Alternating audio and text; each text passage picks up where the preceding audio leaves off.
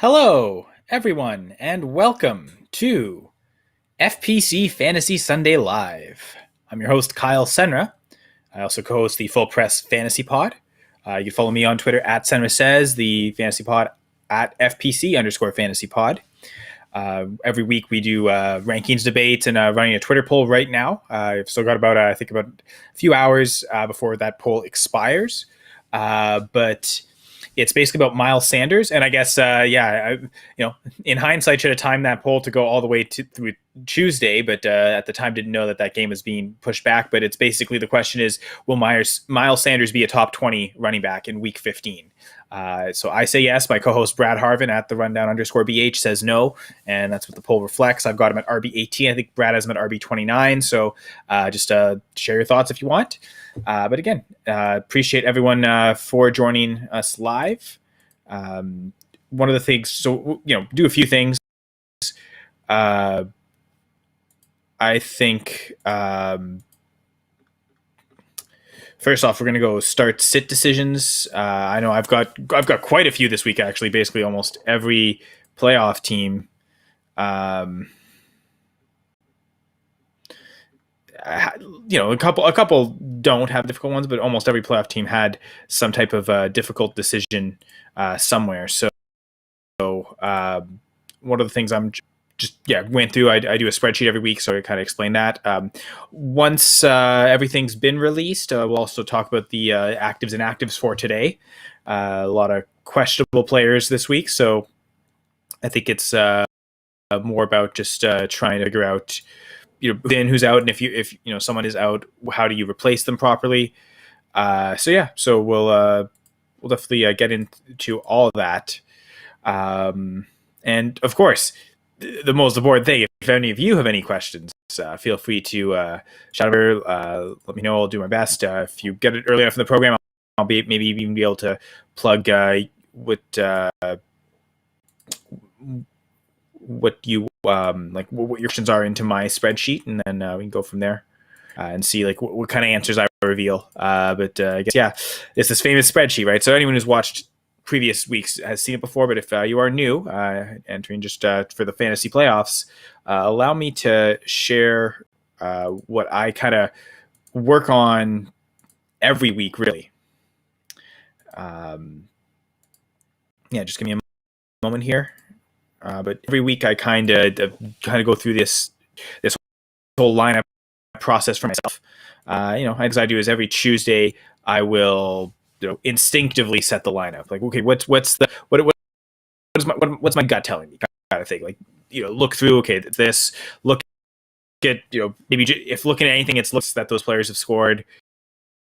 That's about it in terms of what I'll be viewing. But I think to me it's like on the weekend, normally I do this Saturday.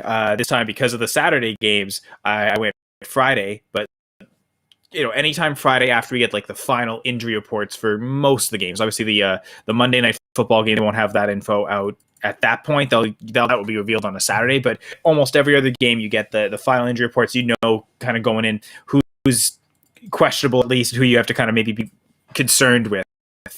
And then from there, I go in and finalize those start-sit decisions. And again, one of the ways I first look through it is through instinct, and then after that, it's got to be through numbers for me. I'm kind of a numbers guy, so what's the analytical backing way to kind of make these decisions? And I've kind of come I started doing a lot last year, kind of refined it. So I think I'm just I guess best thing to do right now is actually just share the screen. So let me do that.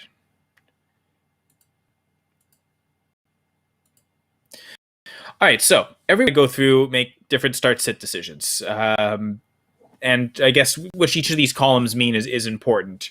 Again, the factors that I look at that I view as most important. Floor and ceiling. I think everyone probably understands that, but it's basically fantasy production. What's the most that players put up, or the least? And I will, refine it a little. This first one, what happened is I had this decision actually going because the Williams played Thursday. I actually did this one Thursday night, and then I ended up making a trade. Second round. This is a dynasty league, a second round rookie pick to get Rashad Penny in a third, and I'd play Rashad Penny over all three of these. So that's why they're all blanked out as bench. And but like for this instance, like this 9.4 for Freeman, he has scored less than this year, but I was counting just as the time when he became the starter for the Ravens and got the majority of the carries. He hasn't scored less than 9.5, a good option, but I just think Penny against the Rams, I really like that opportunity more so than Freeman against the Packers today. But there's some risk there, game on Tuesday. But that aside, the actual other decisions other people have submitted as well make. I guess the first thing was a couple of Michael Pittman decisions, and I did play him in one other league, but these couple here where I had choice to make. I did end up benching Pittman, one for Cordarrelle Patterson, another one, which I guess this decision is still going. Chase Claypool versus Jeff Wilson.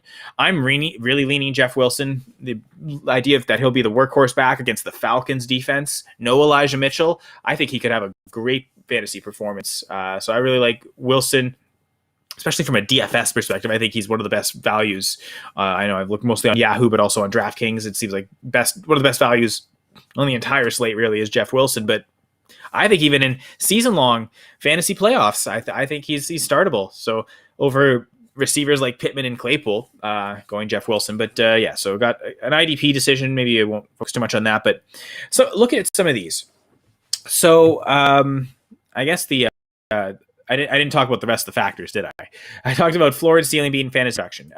Defensive ranking is just the fantasy points allowed by that defense per position. So it is, based on just, allowing what to running backs or wide receivers. I think that's it. I don't think I have any tight end. Oh, I did a couple tight ends, but anyway. But yeah, so whatever that position they play, it's whatever that team allows to that particular position. The DVOA, I'm looking at the defense overall. Stands for defense adjusted value over average. Just basically on a per play basis, is this defense allowing above average production or below to opposing offenses? And I want to look at the overall defense. This allows me to focus on the defense at that position. This is the defense overall. O-line ranking and the DVOA and O-line ranking metrics, I get both of those from Football Outsiders. The O-line ranking, I think it kind of says it for itself. I do split it up. Running backs get the adjusted line yards, whereas every other position gets the adjusted sack rate. And Football Outsiders does have a few metrics to go with. Those are the two I look at. Implied total or projected total, the odds makers set total for these games and for like the individual team, what's their implied total? How much is this team expected to score?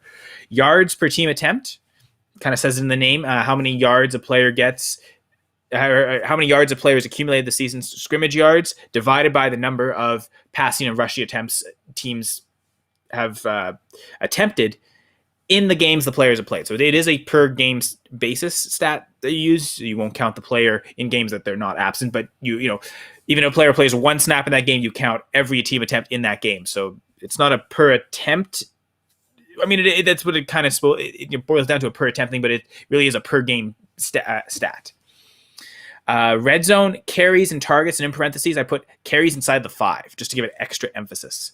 And then the goal line guide. So every week on Full Press Coverage, I write a goal line guide, which gives out goal line grades to each team. Again, rushing and passing. I have a few metrics. A lot of it is what I'm looking at is offense's efficiency inside the 5 and the opposing defense's defensive efficiency inside the 5, and try to come up with a stat. Also kind of utilize the implied total. So that is somewhat double counted in this list because this number does influence a little bit this number. So that is there. But again, I think those projected totals are good kind of basis to look at the league. So it's okay to kind of double count there. And I mean, when I use floor and ceiling, I'm almost double counting production as well. So there's a few things that I put like extra emphasis on, and they kind of get reflected into here.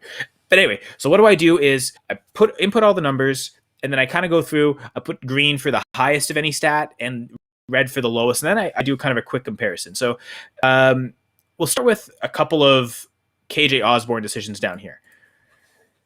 So KJ Osborne or Van Jefferson, KJ Osborne over Devontae Parker. This one is half PPR. This one is full PPR. That's really the only difference. I think there's maybe an extra starter in this league, so depth. But when you're talking about, that's more that like number of starters will impact more like trade decisions, roster decisions, as opposed to start sit. Then it's really the number of starters doesn't really matter. It's who's who are the better starters to have, right? If you're comparing. So do I play KJ Osborne over Van Jefferson? Do I play KJ Osborne over Devontae Parker? And kind of both of these and these are easy to do when it's just two players. Like it's 1-to-1 comparison. Then I just take green for the highest of each category, because obviously red will be it seems redundant when it's just two to go green and red, because obviously whoever's not the highest will be the lowest on the other one. So when it's just two players, I just quickly just do the green. Okay, who's higher in more categories? Devontae Parker outscored Osborne 5-3. Van Jefferson outscored Osborne 6-3. But then it's also where did they outscore them? So and I guess really, where was Osborne the winner? So in terms of ceiling against Devontae Parker, that's one of the spots. His best game so far this year in this scoring setting, 20.1. For Parker, it's only 17.7. I don't know how many games Devontae Parker has played without Jalen Waddle, though. So that does wonder, and it's close enough that it's not a huge factor.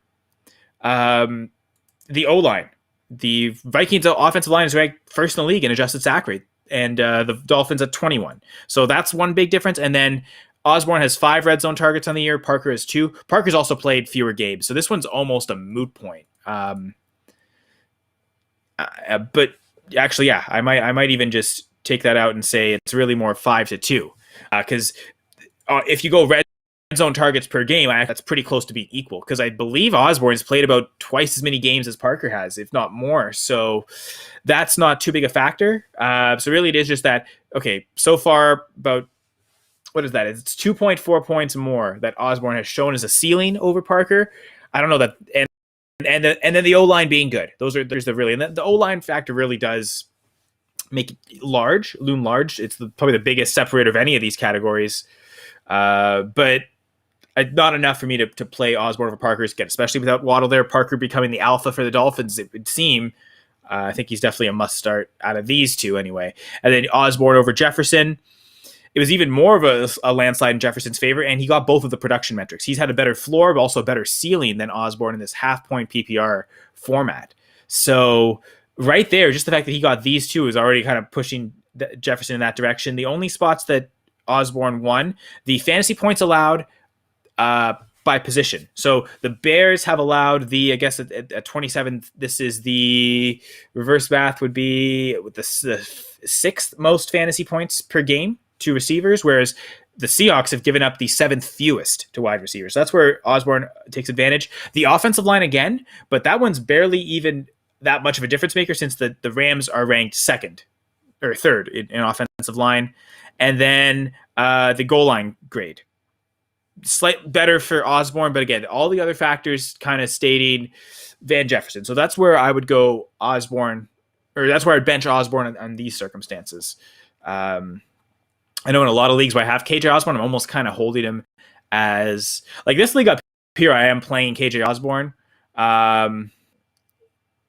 just because, and I mean, really, especially if James Conner's out. But I think even with James Conner in, I'm still playing Osborne there. I think I'd rather play him than Freeman, Singletary, Williams, any of those running backs in those bad matchups. I'd rather go with the wide receiver, give me that upside. But outside of that, where I've rostered a lot of KJ Osborne, but in a lot of leagues, I'm actually holding him as a option to a guy like David Montgomery, for instance. I know I've got quite a few shares of him starting in some playoff leagues. So having a guy like KJ Osborne in case Montgomery's out on a Monday night, I can replace him pretty easily. I can look at some other decisions really quick. Playing Julio Jones over Robbie Anderson and James O'Shaughnessy. This one was easy right off the bat. Sometimes when I have a decision that's a bit more complicated, like this one is 3. Okay, I've got one player decided at 3. Then I'll really show what's the best and worst. If I look at just that, Julio Jones is, I think it's 5 categories where he's the best and only 1 where he's the worst. The category where he's the worst is offensive line ranking. And it's bad, but not, it just, so are the Panthers, they're bottom 3rd of the league, both of them. So O'Shaughnessy, that's one of the categories where he kind of does get an advantage. But for a lot of categories, Julio seems like the better option. And there's really only one spot where Anderson has it's Anderson's ceiling, which he produced this last week, I believe, 19.9 fantasy points, or I guess they were on high last week, no, they weren't. But last weekend, 19.9 fantasy points. Can he replicate that, or is that the best he's going to do? So that's the only spot where he was the best. And O'Shaughnessy was actually, I made a mistake here. He shouldn't. this should be this. So it's actually even more in favor of Julio. Although they're both really close, so I'd probably just give that to O'Shaughnessy anyway. But yeah, the only spots where O'Shaughnessy is the best is the offensive line. The Jags' offensive line is actually pretty good, above average, especially at adjusted sack rate. And then the implied total, the Titans and Jags both just over 21, which is way better than the 16.5 the Panthers have. But to me, this was one where Julio has struggled, but no better options available. I'm starting Julio here.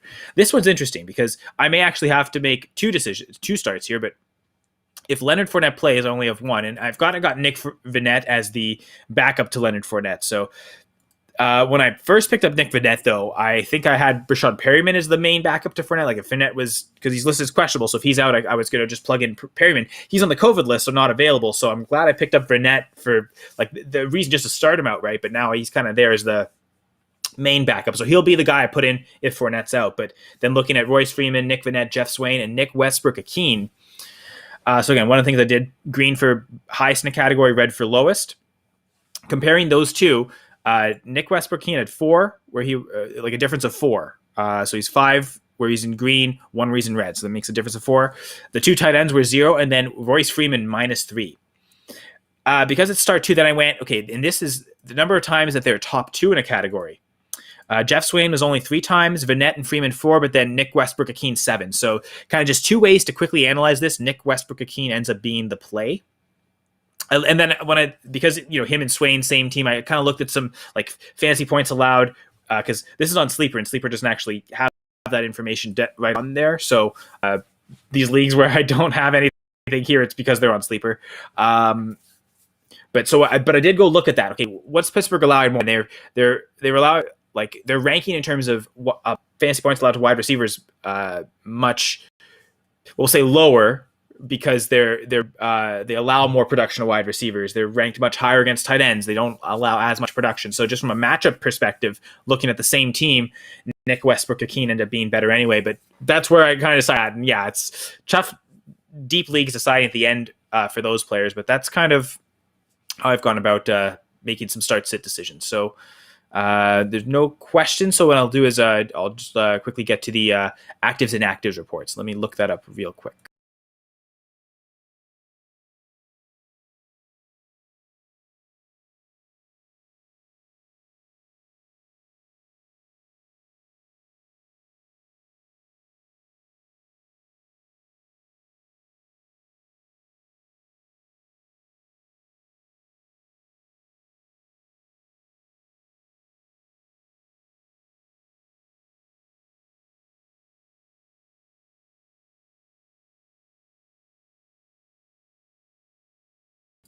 All right, so week 15 inactives. Okay, so starting with the Arizona Cardinals, Eno Benjamin, running back, is inactive. Chase Edmunds will be active today, so him and James Conner, and Conner is active as well. I guess Conner, I think Edmunds, they announced earlier in the week he was active, even though he's the one coming back from injury. But Conner really was the questionable. Confirmed today that he is starting though. So James Conner's in to me. I think Edmunds. That's the they play the Lions. Yeah, I think both are playable, but to me, James Conner's a must start. The chance of him getting a touchdown against the Lions is really high. Multiple touchdowns even is pretty good to say. So then, which he's been doing that all season. So Conner's a must start. You can probably play Chase Edmunds too. I like him as a. I think I haven't ranked him maybe just inside my top 30 at running back. It's something where if I knew kind of for sure the status of all players, I might have ranked him higher. But I still think he's worth starting. I'm pretty sure he's ranked behind Ramondre Stevenson, and that's a mistake because I raised Stevenson up. If you listen to the fantasy rankings debate episode this week, I did have him in the 30s, and it was the news of Damian Harris being out that prompted me to put him up into the 20s. I think I finished him at 25 or 26. That still was probably too high for Stevenson. So Edmunds, if you did, I think I'd rather rank Edmunds ahead of him. But yeah, good matchup there. For the Buffalo Bills, Zach Moss inactive. So Devin Singletary, I think, is playable, knowing that Moss will be out. Also, Emmanuel Sanders is inactive. I think they announced that, though, earlier in the week. So because I know I'm playing Gabe Davis in at least one league, playoff league. So hoping for a big game from Gabe Davis there as kind of outside perimeter guy to replace Sanders. So I think there's some decent chance of him doing well. For the Panthers, that team that they're playing, not seeing any major fantasy implications. I know DJ Moore was questionable, and he is active, so DJ Moore in. So against the Bills, it's a tough matchup. I think in my rankings, I have him in the 20s, so he's outside my top 20, but still in the low end wide receiver 2 range. So tough to bench him still. Cowboys, nothing major there. Looking at the Lions, DeAndre Swift's inactive. I'm not sure if Jamal Williams has been active off the COVID list. Actually, I will look that up. I haven't heard anything of that, so I'm guessing it's the same trio of running backs that was last week. And against the Cardinals, I wouldn't look to play any of them. Like, even if Jamal Williams was active, I would still not play him. But I don't think he's been activated off the COVID list. Unless something has changed this morning and I missed it. So I'm quickly going to look that up.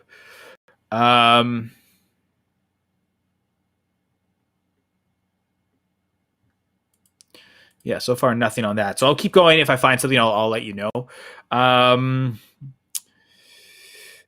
Jags, Carlos Hyde's inactive. Again, I think they announced that he was out with the concussion earlier in the week, so we know James Robinson's going to get the majority of the work. I think they also mentioned interim head coach Darrell Bevell mentioned that. So Robinson's a guy that would move into the top 20. I think I've got him 16, 17.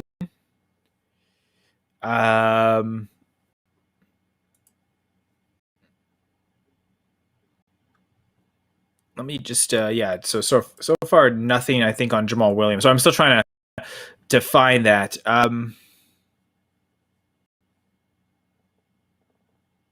It seems like he is not he's not listed as an inactive.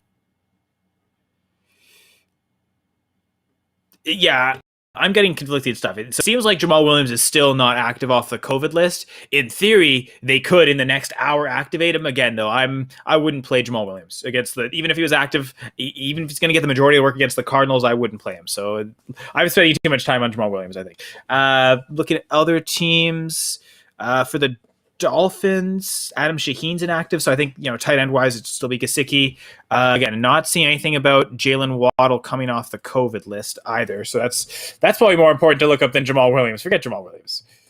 I'm a Packers fan, so I'm partial to Jamal Williams. I like the guy; he's a good running back. But fantasy wise, I think we should just ignore him completely.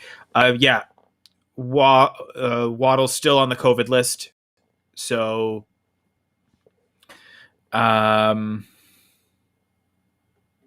guess, and it seems like Gaskin's off the COVID list, so he is playing. He's not listed as inactive, so from all accounts, Myles Gaskin's playing and should have a decent role against the Jets. Speaking of the Jets, Ty Johnson inactive at running back. So is LaMichael Pirine. Haven't seen Ty Johnson inactive much this year. Usually Pirine, especially with all the three other guys, Michael Carter, Tevin Coleman, and Ty Johnson, when those three have been healthy, it's usually been those three active and LaMichael Pirine inactive. So interesting to see Ty Johnson inactive too. Austin Walker, I guess, is kind of the third guy behind Michael Carter and Coleman. Although I also do wonder, them making Johnson inactive, does that say they have good faith in Michael Carter? I have him as a top 40 running back, but against the Dolphins defense, I'm not expecting too much from him, even though, again, they can get a good workload, like be higher than like a Jamal Williams who was playing. But no, I know one question that was posed a couple times was Michael Carter or Chuba Hubbard. And I kind of think Chuba Hubbard, and it was a non-PPR league. I think if there was points per reception, I think I'd lean Carter, him getting the chance of getting catches. But because it was standard non-PPR, I think Hubbard has the better touchdown chance. So that would be a situation I go Hubbard over Carter, but in a PPR league, Carter over or Hubbard. I don't know if that's helping people with decisions on Carter themselves. Nothing big from the Steelers and the Giants. Daniel Jones inactive, so it's another start for Mike Glennon. Yeah, nothing big from the Titans either. So, about 5 minutes left. So again, the big news today has to be, I guess, really it's the players who are active. James Conner, DJ Moore, those guys getting those active after being questionable. Michael Carter, Myles Gaskin, those guys being active is really like the big story. In terms of the surprising inactive, I think the biggest shock is probably Ty Johnson. Because at this point, Zach Moss being inactive is not surprising anymore. It's still, I mean, I'll still mention it. Like, don't play Zach Moss, don't play Ty Johnson. They are not playing today. They will get you a 0. They're active, so out of lineups for sure. But yeah, I guess for the Lions, one thing I did forget to mention, Trinity Benson, the wide receiver, is inactive. So, I mean, it'll be more on Amon-Ra St. Brown, Khalif Raymond, Josh Reynolds, those guys. But yeah, nothing. I don't see any other really newsworthy actives and inactives. I know this week a lot of it's going to be Tuesday. Monday, Tuesday is when we're kind of waiting for a lot of things to happen. So I guess so I'm just kind of rereading through everything. No indications again on Waddle or Williams, so and they're out.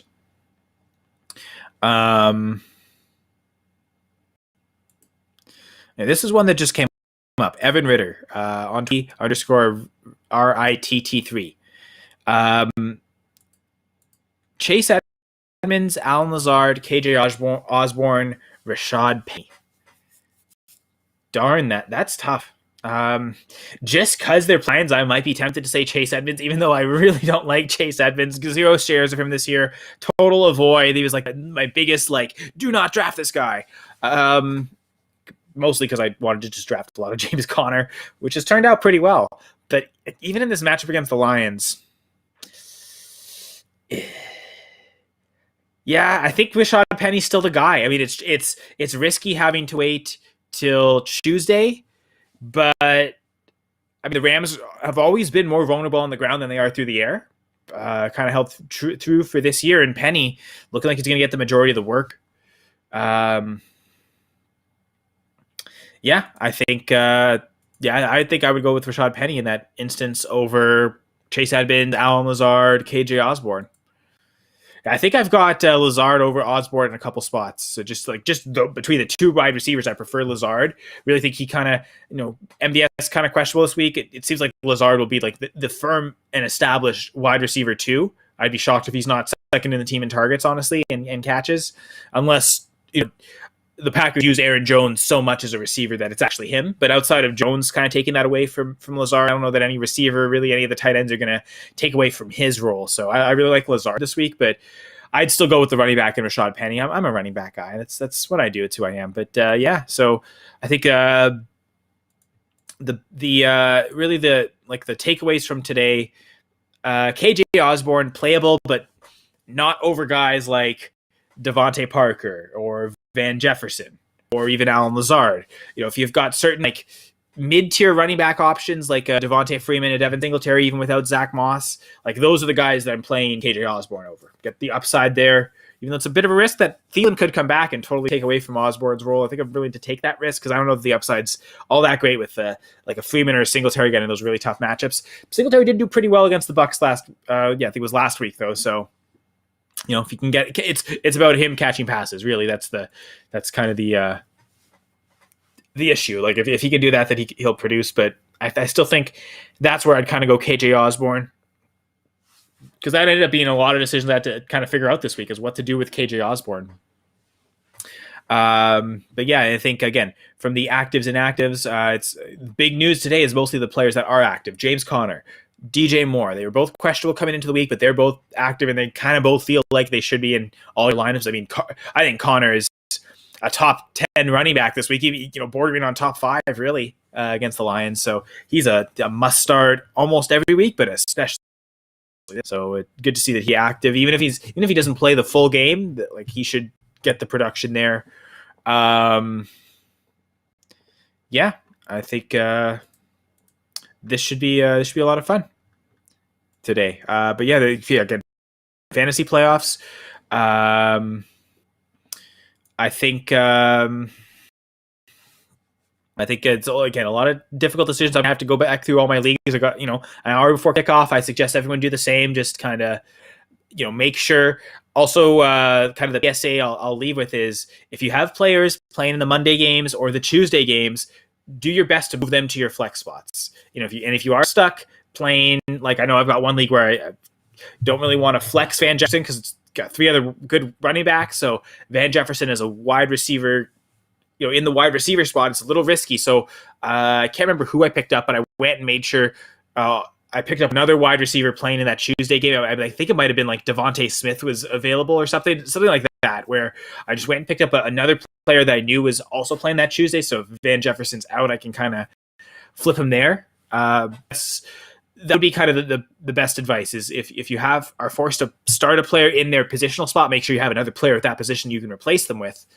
But as best you can, try and move your Monday, Tuesday players to the flex spot, and that way you have the most amount of flexibility come over the next like 2 days in case something happens. Give yourself as best flexibility as possible in terms of replacement players, not just being forced to start someone at one position. Again, if you are forced into that, make sure you've got those players at that same position.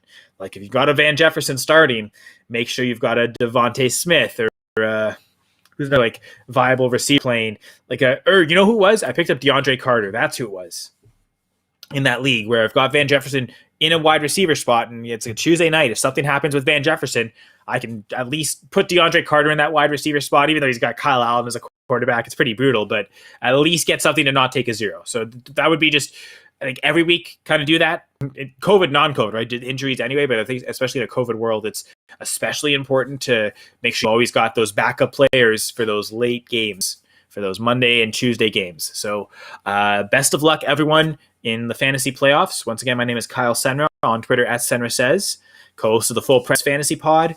Again, support everything Full Press Coverage. Download the Full Press Coverage app. Check out everything on Twitter at FP_coverage for all the content being put out from Full Press Coverage. And this will be my final stream of the year. Just with the holidays coming and everything happening, I won't be available to do any of these Sunday streams anymore for the rest of the fantasy season. But thank you everyone who's watched and listened to this throughout the season. And once again, my name is Kyle Senra, and this was FPC Fantasy Sunday.